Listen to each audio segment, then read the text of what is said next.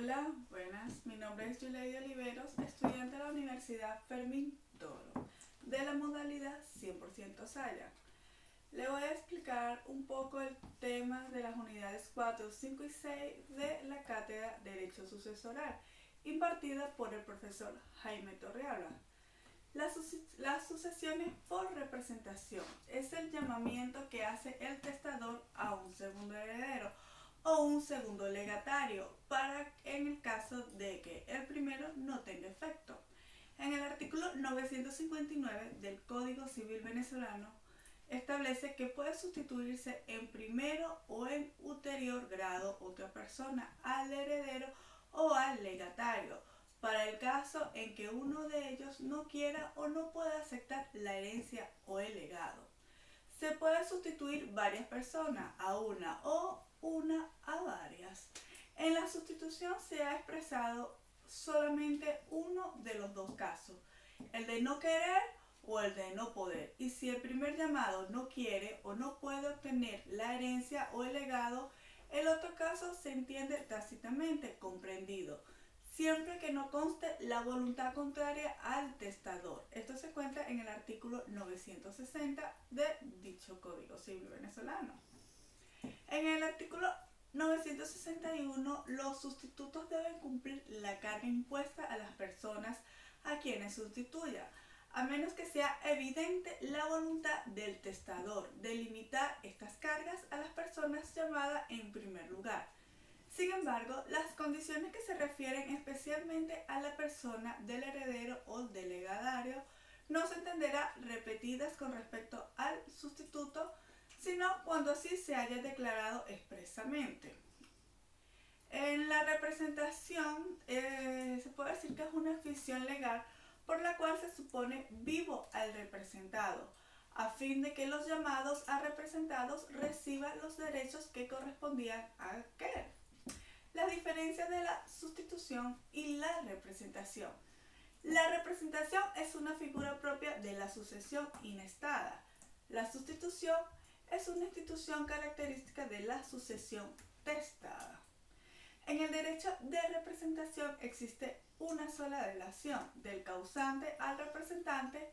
En la sustitución existen dos delaciones, del causante al primero instituido y de este al sustituto. En la sustitución se puede decir que es el llamamiento que hace el testador a un segundo heredero o a un segundo legatario, para el caso de que el primero no tenga efecto. Las diferencias de la sustitución y la representación, ya lo expliqué. Ahora vengo con lo de la renuncia de la herencia. Es la cesación o pérdida de manera voluntaria de la cualidad de heredero, supuestos de procedencia y de la repudiación. Que la sucesión esté abierta. Que el renunciante haya adquirido el derecho a aceptar la herencia. Que la renuncia comprenda toda la herencia. Que no esté sujeta a condición. Que no cumpla, en este caso, que cumpla con la formalidad de ley. Esto significa que la renuncia siempre tiene que ser expresa, nunca puede ser tácita. Sin embargo, en el Código Civil, en el artículo 1019, establece una presunción legal de repudiación de la herencia. Y por último, que la herencia no haya sido aceptada antes por el renunciante.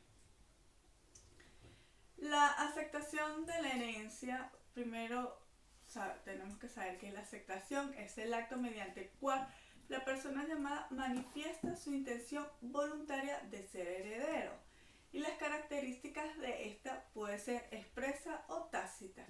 Significa que si es expresa debe constar de un documento, y este debe contener la solemnidad de un documento jurídico. Puede ser tácita porque no necesariamente la persona debe aceptar la herencia con un documento, sino que también puede aceptarla haciendo acto material sobre la cosa, en otras palabras, ejerciendo la posesión. Debe reunir los requisitos de un acto jurídico válido, porque tiene que cumplir con las formalidades que establece el Código Civil con respecto a los actos jurídicos. Tiene que ser con posterioridad al fallecimiento conocimiento del titular. Es total y sin condiciones cuando se acepta la herencia. Debe aceptar completa, no en parte, solo los activos y de forma incondicional. Irrevocable y de efectos retroactivos. Es irrevocable porque una vez que la persona acepta la herencia no se puede rechazar. Por esta razón se establece que la misma puede aceptarse de manera pura y simple o a beneficio del inventario. Ahora bien, en el beneficio de inventario es una declaración de voluntad en la que se trata de saber cómo está una herencia o cómo está una herencia a través de un inventario de los bienes que la componen y de las cargas que hay sobre ellos. Se puede aceptar una herencia pura y simplemente o a beneficio de inventario. Para aceptar una herencia a beneficio de inventario, las distintas legislaciones exigen formalidades. Lo habitual es que la manifestación de querer tomar la calidad de heredero o beneficio de inventario deba ser hecha por escrito ante un notario o escribano o, en este caso, ante un juez. La separación del patrimonio del cujus y del heredero es un derecho de preferencia que otorga la ley a los acreedores de la herencia y a los legatarios con relación a los acreedores del heredero, de modo de poder hacer efectivos sus créditos o legados con el patrimonio de cujus. Las condiciones tenemos tres. Una es formar solicitud ante el juez de la apertura de la sucesión efectuada por los acreedores de la herencia o legatarios. La segunda, que los acreedores de la herencia o legatarios no hayan aceptado al heredero por deudor. Esto se encuentra establecido en el artículo 1051 del Código Civil venezolano. Y por último, presentar la solicitud antes de que transcurra 4 meses, contado a partir de la apertura de la sucesión. Se encuentra establecido en el artículo 1052 de dicho código. El albacea es el defensor de la herencia. Se ocupa de mantener el patrimonio sin que sufra deterioros o pérdidas, defendiendo los derechos que tenía el causante. Por ejemplo, litigando contra un vecino que se inmiscuye en la finca reclamando el pago de los arrendamientos o desahuciados, al incumplirlo siendo parte en expedientes de expropiación o cualquier otro, reclamando la ejecución de los contratos a favor del causante, en el caso, por ejemplo, de que le estuviera haciendo una obra o cualquier servicio, y también ejecutando todos los encargos o cláusulas que contenga el propio testamento, entre otros.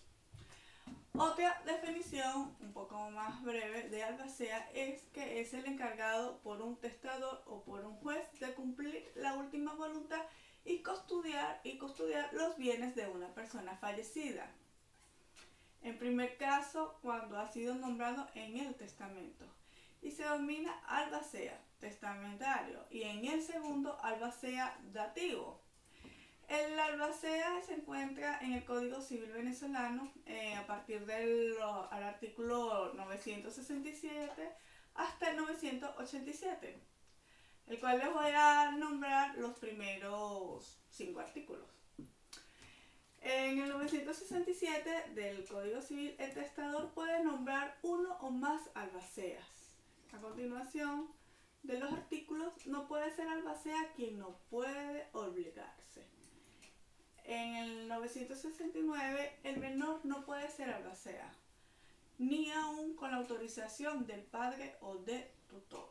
En el 970, el juez, a instancia de cualquiera de los interesados en la sucesión, debe señalar un plazo razonable dentro del cual comparezca el albacea a aceptar su cargo o a excusarse de servicio.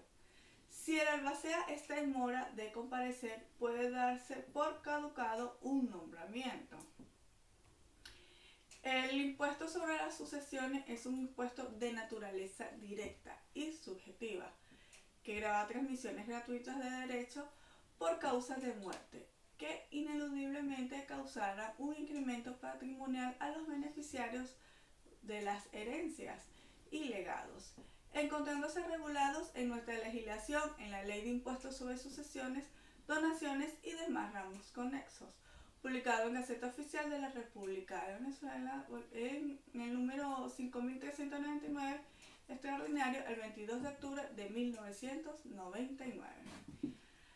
Y así, el Estado venezolano, mediante este impuesto, capta ingresos imponiendo esta obligación tributaria a los herederos, testadores o intestados, de una persona respecto al patrimonio que el causante les deje, a partir de la apertura de la sucesión. Muchas gracias por su atención.